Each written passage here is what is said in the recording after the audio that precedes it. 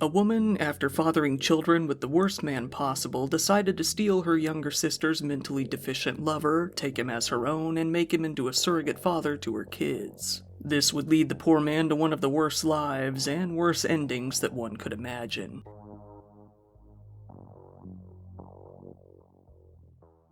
Hey everybody, before we start today's video, I want to proudly announce that I'm involved with a new indie game called Dream Shot Fantasia as a producer. This game is really a new take on the tile-matching puzzle game genre, featuring a authentic-looking 80s anime art style. Compared to other puzzle games, players shoot tiles onto the game field from the sides rather than the top at their own pace.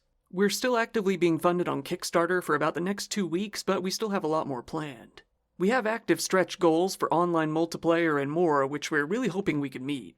So please show some support if you have the means, and share it if you can. It would really mean a lot to me and the other people on the team. And now, onto the content. Andrew Gardner was a man from Bensham, Gateshead in the UK who was known for being both friendly and humble. Not only was he easy to get along with, he was kind and trusting, to a fault. Those who knew him would describe him as shy and quiet, lacking in confidence. He would do all he could to avoid confrontation, never fighting back to stand up for himself in any situation. While he was able to function more or less normally, he did have one particular issue. He was, well, I'm not really sure how to phrase it without getting people riled up, so I'll just put it bluntly. The man had an IQ of 55. You can feel how you want to about IQ tests. Personally, I don't put much weight into them, but according to humanrightswatch.org, anyone with below a 70-ish is considered to be mentally handicapped. It goes without saying that, due to this, Andrew was a bit naive. He only ever really saw the good in people. He never assumed that they might really be up to something nefarious. In addition to this, he suffered from anxiety and depression, for which he was receiving counseling. Long story short, he was a very vulnerable individual. Clare Nichols was a woman born in Portsmouth. While she grew up relatively normally, her life began to fall apart once her parents split up. When she was about 15 years old, she left the family home, moving in with an older man while she worked at a shop for about 2 years. Her relationship with this man was so shallow that she couldn't even remember his last name. When she was 18, she met a new man, a 46-year-old man named John Peterson. While John was very much into her at first, his opinion began to change as he saw her true colors. The two had several children together, and by that time, John was beginning to worry more and more. He later stated, "She is the most evil person to walk this earth. I tried to warn the authorities years ago. I contacted social services because I was afraid she was going to be violent to our kids. But they ignored me. It is very hard when you're beaten up by a woman as a man." The former Royal Navy radar operator may have been a seasoned military man, but he was very much afraid of this woman. He continued by saying, "She beat and battered me all the years I was with her, 4 or 5 times a week. She was horrible, a control freak who would flip all the time. She'd throw her shoes, punch me, have a go, and verbally abuse me for the least thing. If I went to the shops without her, she'd attack me. If I went to do the gardening, she'd do the same. I still have nightmares. She was a she-devil. What she did to me was beyond words." A bit before they had their third child together, Clare began cheating with a man named Steve Martin, her own mother's boyfriend, a man about 15 years her senior. Steve was another man with a very low IQ, 55 actually, lower than Andrew's. He was also very easy to manipulate. Due to their affair, John and Clare were left not knowing who was the father of their third child, John or Stephen. Clare eventually ran off with Steve, leaving John behind. The last time John saw her was in 2003 when Clare and Steve broke into his house to steal some valuables. Now before you feel a bit of sympathy for John, don't. There's one very important reason why you shouldn't. The man was a convicted child molester. While this is bad enough on its own, given that the man had multiple children, there's one fact that makes it even worse. Clare knew all of this when she started dating him and chose to have children with him regardless. In 2004, Andrew Gardner met Clare's little sister and the two began dating. It didn't last too long though. After a year, Clare met the two while Andrew was signing up for a special needs course in Tyneside. It didn't take much time for Clare to take an interest in Andrew and steal him away from her sister. In 2005, the two moved in together, first living in Howe Street in Hebburn. Andrew began to act as a new father to Clare's 3 young children, building a bond with them fairly quickly. He loved those kids, coming to see them as his own. Clare's brother, Simon, eventually came to live with them in their home. seemingly temporarily at first, but he never came to leave. Claire's temper grew worse and worse, coming to dominate both Andrew and Simon, leaving both of them in fear of her outbursts, buckling to her every whim. Clare grew so violent that Andrew knew that, if he did stand up for himself, he would surely get beaten. By now, he had seen her punch Simon for not tending the garden to a standard she found satisfactory. He didn't want to see what she might do to him. As many abusers tend to do, Clare began to alienate Andrew from his family. He came to visit them less and less. In 2006, he actually broke away and went to his family home unannounced, surprising them. While chatting for a while, he asked them if they had any money. On such short notice, they told him that they didn't have anything to give him at the moment. He seemed okay with this, leaving to go home back to his girlfriend. Clare began to physically attack Andrew as well. These attacks only increased in intensity and frequency over time. As if living under Clare's tyrannical rule and suffering beatings from her day after day wasn't bad enough, Clare decided to up the ante by doing something so bizarre that nobody could have expected it. She moved both her and her mother's ex-lover, Stephen, into the home. Clare would tell Simon and Stephen that she couldn't stand Andrew. According to her, he wasn't the most tidy person in the world, ruining what she thought was a perfect, sparkling home. She also spoke of his personal hygiene, saying that she couldn't stand the way he looked and smelled. She did all she could to turn Stephen and Simon against Andrew, which didn't take much. Both men began to join in on the abuse, beating Andrew on Clare's behalf. This abuse would continue for years, getting worse and worse as time went on. The three moved from Howe Street to St. Paul's Road in Jarrow, and then eventually moved to Arthur Street in Chilton, where they would settle. Despite Clare's clear contempt for Andrew, somehow the two were still sleeping together. Clare got pregnant with his child. When Clare became pregnant, her angry outbursts grew worse than ever before. If Andrew tried to get something to eat for himself, she would often punch him, saying that she needed the food, being pregnant and all. She gave birth to a little girl. Now the household consisted of Andrew, Clare, Simon, Stephen, and the 4 children, one aged 9, one 7, one 5, and one being a newborn. In 2010, Andrew visited his parents one more time, asking again for money. His mother, Jean, noted that he had clearly lost a lot of weight. He looked both unhealthy and unhappy. He seemed like a mere shadow of his former, upbeat self. His feet were covered in wounds. When the family asked how he came to hurt himself, he told them that he had fallen asleep while drying his feet in front of the fire. Soon after, he left to return home.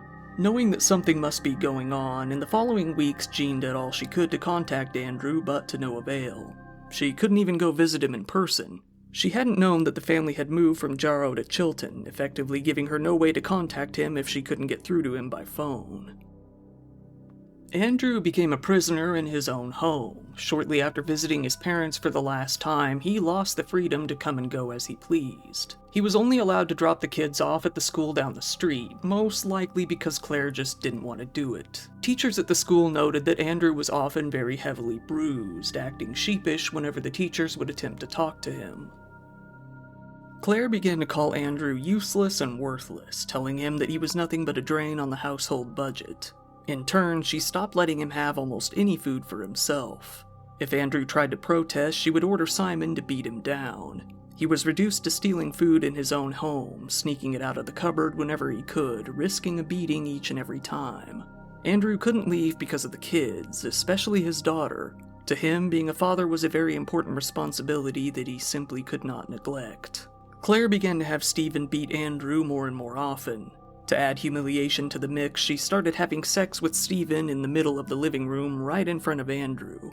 She did this many times, telling Andrew that she would rather him see this than Simon. She was embarrassed for her brother to see her doing this, but she didn't mind doing it in front of her boyfriend. To make matters worse, the kids were often allowed in the room while this was happening.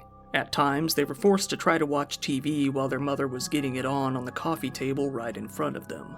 Andrew, malnourished and fatigued, started falling asleep while taking care of his daughter and doing the various other chores that Clare had assigned to him. This made her furious. She got Stephen and Simon to hold him down and burn him with a lighter. Clare was surprised to see that she got a huge thrill from this, a deeply sexual thrill. As a result, she began to devise new and morbid ways to hurt Andrew from there on out. Losing all contact with his family, Andrew had nowhere to go. He had nobody to turn to.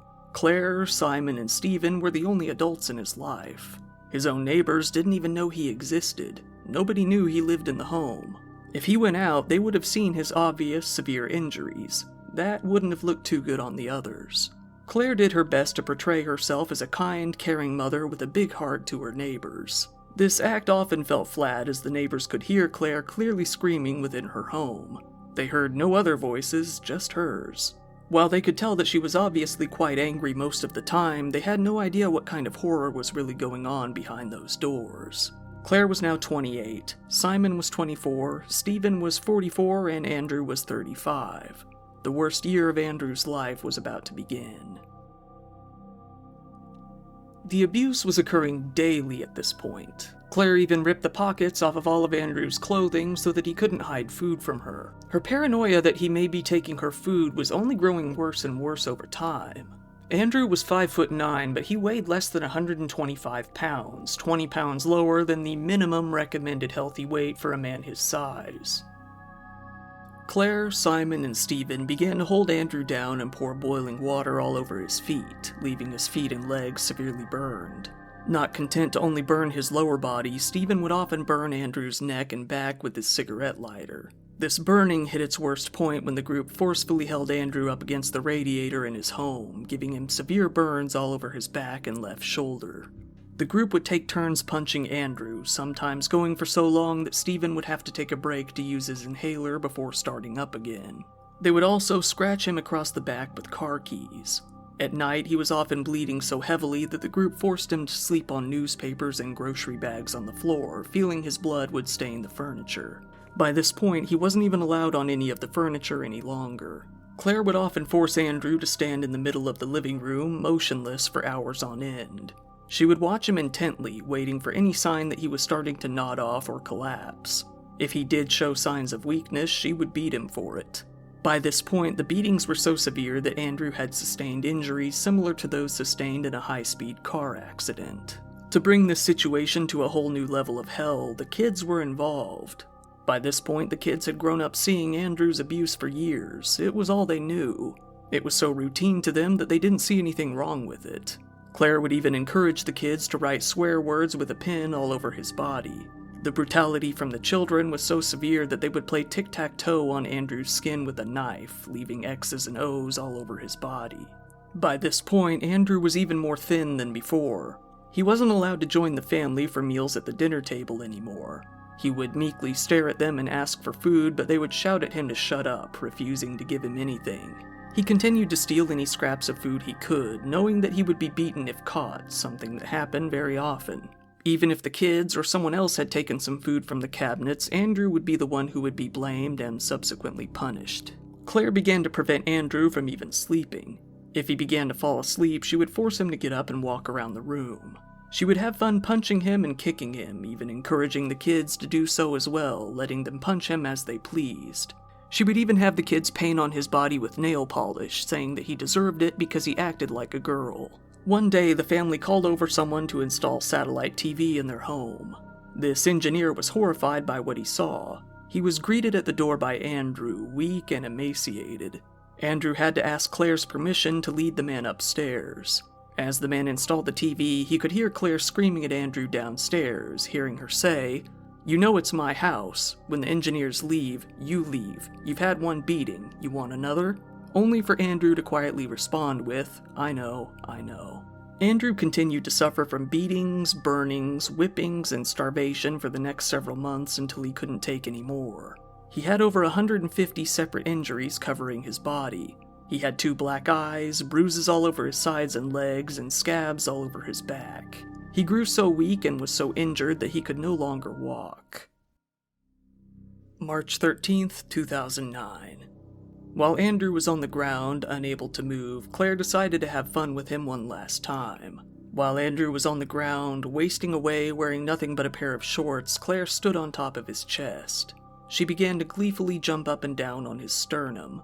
She jumped over and over until she had broken nearly all of his ribs, pierced his lungs, and pierced his heart. While his head had previously risen off of the ground as he recoiled in pain, it suddenly dropped with a hard thud. Slowly suffocating to death, bleeding internally, he died very slowly and painfully right in front of the family. The family, for a while, just left his dead body on the floor. After several hours, they decided to call for an ambulance. When the paramedics arrived, they soon discovered that Andrew hadn't collapsed just before as they had been told. He had been dead for quite some time. Simon caved a bit, telling them that Andrew had been lying that way for about half an hour. Simon told them that Andrew had left the home previously that day, going to a pub when he was assaulted by a bar patron on the way home, collapsing later. The paramedics, finding all of this very suspicious, contacted the police. Claire said that she had been upstairs while Simon and Stephen were watching TV, all completely unaware of Andrew's suffering. Police did somewhat believe their story at first, but they soon came to highly suspect Claire of being involved. Andrew's mother, not having heard from him in months, heard about the death of a 35-year-old man in Durham Village on the news. Not even knowing that Andrew lived there, she thought nothing of it. It likely wasn't anyone she would know. That was until a police officer came out to her home to inform her of what had happened. Andrew suffered so many injuries that his autopsy took hours to complete. They found 21 broken ribs, burns to his neck, feet, and back, whip-like injuries all over his body, severe bruising, a cut so deep on his leg that a tendon was plainly visible, and even bleeding on the brain. They said, there was an innumerable number of blows dealt to Andrew Gardner, which included slaps or quite possibly kicks or blows from weapons over a period of at least weeks. The point of an object or objects had been pulled deliberately and repeatedly across the surface of his body. It would have been obvious for some quite considerable time that Andrew Gardner needed urgent medical attention. Claire, Simon, and Stephen were all arrested for Andrew's murder. It wasn't too long before their trial came about in January of 2010 at Teesside Crown Court. The satellite TV engineer came to testify about what he had seen. He said, "A man opened the door and looked like he had been beaten up. He had bruises all over. The man had to ask the woman in the house for her permission to go upstairs and show me around." He ended by telling the court, "I've never been so disturbed on a job." Claire's own 7-year-old son came to testify during the trial. He told the court about how he and his siblings had been encouraged to participate in the torture, shocking the jury and moving them to tears. He said, "My mom got him and stamped on him. She does that because he is stealing food. He thieved a chocolate bar once. We hit him as well. I scratched him with keys and also hit him with my fists. We wrote swear words on his back. We'd do that in pen and nail varnish." The boy said that he hit Andrew because he was a man. Not only did this boy feel that what they did was normal, he felt it was justified. He said that his mother didn't do anything wrong because Andrew had always been lying and stealing. The jury was surprised to hear that he didn't even know Andrew was dead. He had been told that Andrew was taken to jail because, quote, he had nearly broken the family. Simon, speaking to the court, reflected on an incident in which Claire had drop-kicked Andrew. Claire grew enraged, shouting at him in front of the court, saying, "That's rich coming from you. You were the one that kicked him in the ribs." She flew off the handle so badly that a bailiff had to restrain her and the trial had to go into a brief break. Simon said that this sort of thing was normal, noting that his sister had a horrible temper, telling the court that she could seriously hurt you if she lost her cool. When it was time for Stephen to speak, he said that Claire was the only one responsible for killing Andrew and that he was too scared to stop her. When asked why he didn't do anything to prevent any of the torture up to that point, he replied, "I was too scared of Claire's temper and she may have lashed out at me." All three of them denied the murder charges. Claire did open up and admit to punching Andrew twice during an argument, but she adamantly denied doing anything that might have resulted in his death. After a while, she attempted to admit to a lesser charge of manslaughter, but the prosecution wasn't having it. The charge just didn't fit the crime. Andrew's mother spoke to reporters, saying, "My nightmares will never go away." She stood there with her 2 sons at her side, saying that she was still very much in shock. She noted the smug look of the killers as they were on the stand, something that caused her agony to witness. She and her 2 sons attended almost every day of the grueling 3-week trial. She was attending therapy after hearing what had happened to Andrew while Andrew's 2 brothers still hadn't fully come to terms with what had happened. She prepared a statement that read, "To be told that Andrew was dead was horrible and I knew that there was something wrong straight away. He was someone who would simply walk away from trouble. To listen to the details of how he died and the suffering he went through was beyond belief. The thoughts of what went on at the hands and direction of that evil woman has left me with nightmares that will probably never go away. Andrew was a pleasant, caring, loving lad who kept out of trouble and was never violent to anyone. It has hurt being here. It has hurt watching her give evidence. So much that I had to go out of the courtroom. I knew she was lying. It's unspeakable what she and the others did. You don't do that to another human being. They have turned our family's lives upside down and left us empty shells. I called them evil to their faces in court, but it hurt even more to see their smug reaction. No matter how long they're behind bars, the hurt they caused will never go away. It will be with me and my family forever. Claire, Simon, and Stephen were all convicted of murdering Andrew. Both Claire and Stephen were slapped with a life sentence. Claire will be eligible for parole after she has served 32 years of her sentence, while Stephen will be eligible in 20. Simon was given a lesser sentence of 25 years in prison. All three of the killers attempted to appeal and challenge their minimum terms, which the barrister described as manifestly excessive. The judges at London's Court of Appeal quickly tossed out their requests, stating that their sentences were more than justified. Andrew's family surprisingly had no idea that he had even fathered a daughter. The police initially told them that they couldn't truly be sure if the baby was actually fathered by Andrew or Stephen. However, upon seeing photos of the little girl, the family felt that she really was the spitting image of Andrew, looking exactly like he did as a kid. They were pretty happy to hear that part of Andrew will still be living on in some way. Sadly enough, though, they would never go on to know the little girl, as she was adopted shortly after the arrest of her mother. Regardless, they wish that she will have the happy and fulfilling life that her father was denied. Andrew's father said, "She's young and has the chance to have a happy life. We have seen pictures of her and she's the double of our Andrew." His mother said, "I was shocked when I found out she is Andrew's, but I'm pleased. It's a relief to know that a little bit of Andrew will live on in her, even if we never get to see her." About 10 years later, in March of 2019, Detective Chief Superintendent Adrian Green, who originally worked on the case, said, "10 years on from Andrew's dreadful death, our thoughts remain with his family and friends. Andrew was subjected to weeks of appalling abuse and degradation at the hands of his partner, her brother, and her boyfriend. The injuries they left him with, of which there were 120, were some of the worst I have ever seen." Looking back, he said that this is one of the most difficult cases that the detectives had ever worked on, adding, "This was a particularly challenging case for us due to the extreme levels of violence involved. It was one of the worst cases of violence we had ever had to investigate." Clare Nichols was an extremely violent, manipulative, and evil woman. We are pleased that she and her brother, Simon Nichols, and her partner, Stephen Martin, remain behind bars serving life sentences.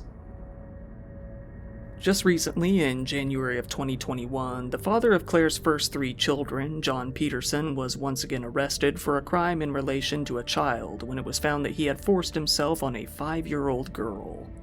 It isn't known where Claire's children are now, but it can't be worse than living with the parents they were almost stuck with.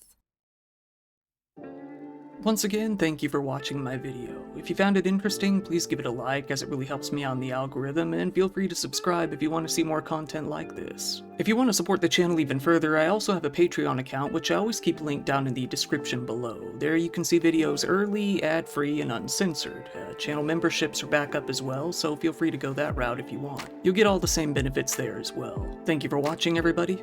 This has been your host, Kyle. Thank you, and good night.